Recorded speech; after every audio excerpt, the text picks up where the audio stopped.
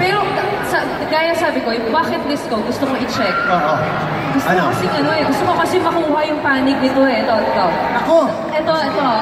I think we need to hear from this guy right here. You know, Jason, Marvin, you just saw your girl receive her first award.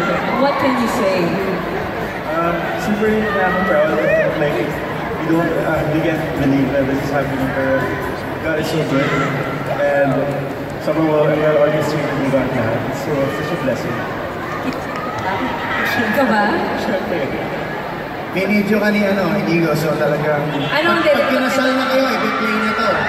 Pero kayo wala sa Araneta Coliseum. Kayo ni Moira. Anong message mo para sa kanya? Oh my gosh. Grabe, no? Hindi ako may idea nito, ha? Si Gretchen na may idea nito. Pero please. I would say na I've always believed in her, and she deserves it.